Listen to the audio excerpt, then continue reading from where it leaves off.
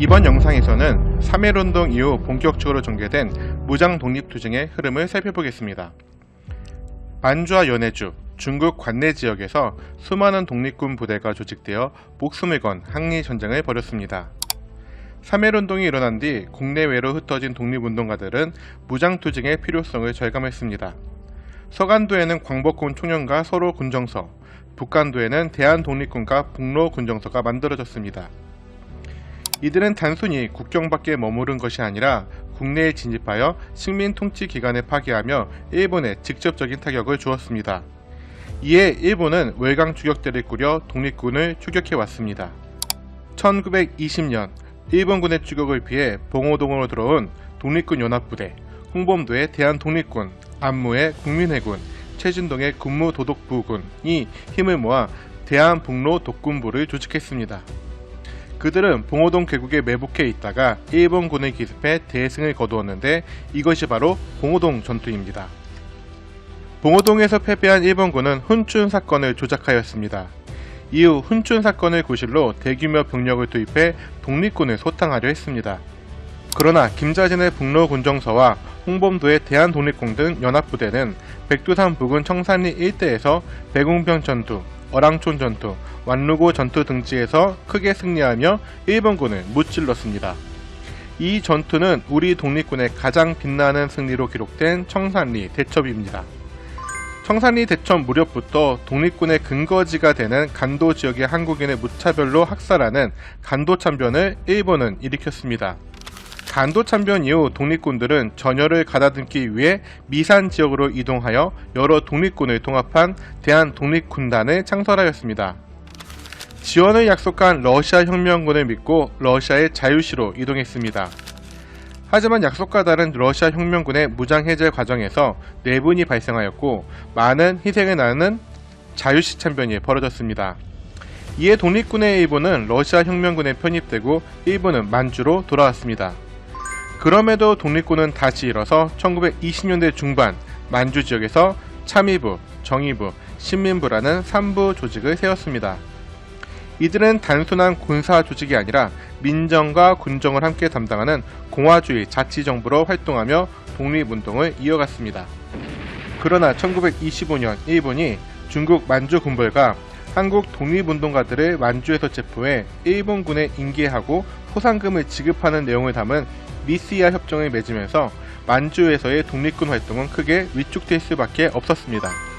1920년대 후반 민족유의당 운동 등의 영향으로 3부 통합운동이 일어났습니다. 하지만 참의부, 정의부, 신민부를 하나로 합치지는 못하고 남만주에는 국민부, 북만주에는 혁신의회가 조직되었습니다. 그리고 남만주의 국민부는 조선혁명당을 결성하고 그 아래에 조선혁명군을 편성하였습니다.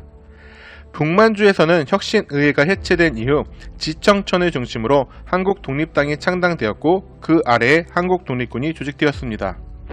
1931년 만주사변 이후 일본이 만주국을 세우자 조선혁명군과 한국독립군은 중국군과 연합해 싸우기 시작했습니다.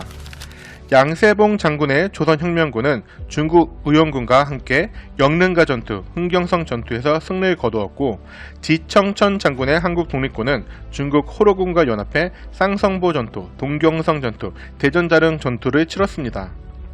비록 점차 일본군이 탄압이 거세져 독립군 활동은 어려워졌지만 이들의 투쟁은 한국과 중국이 연대한 항해전의 모범이 되었습니다.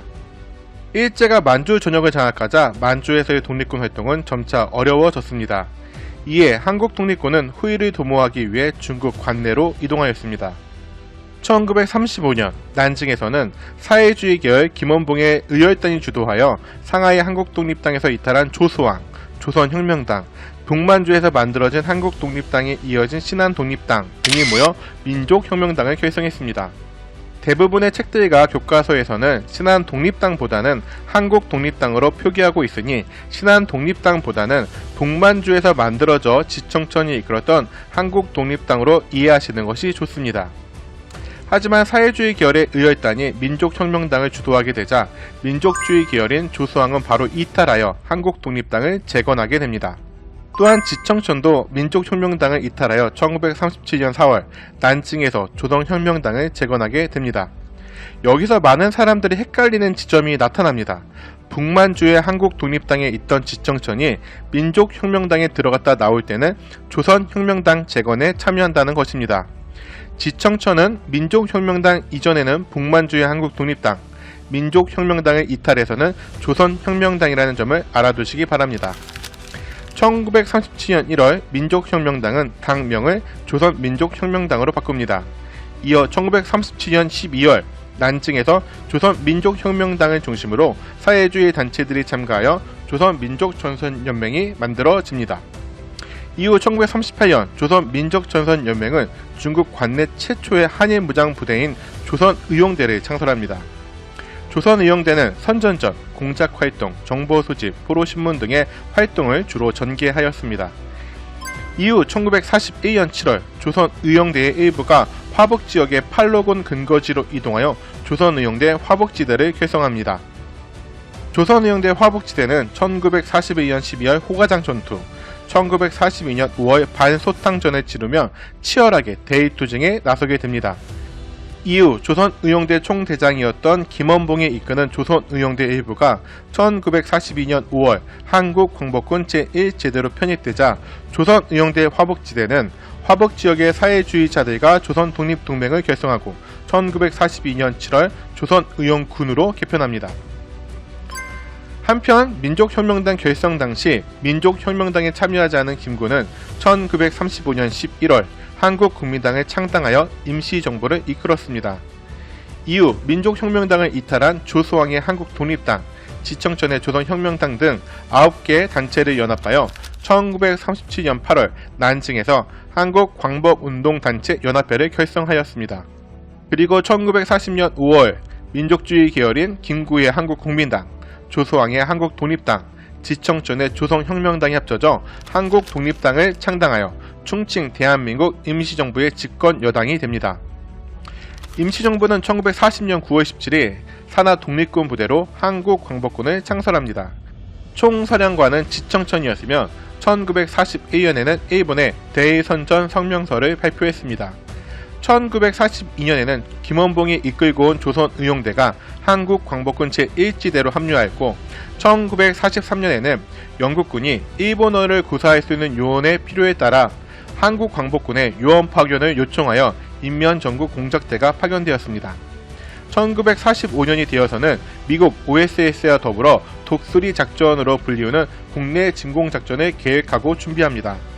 국내 진공작전 1기생의 훈련이 8월 4일 완료되어 국내 진입을 위해 대기하던 중 일본의 항복으로 중단됩니다. 만주 사변 이후 만주에 있던 독립군들이 대거 중국 관내로 이동하는 상황에서 1933년 중국 공산당의 지원으로 한일 유격대인 동북인민혁명군이 조직됩니다.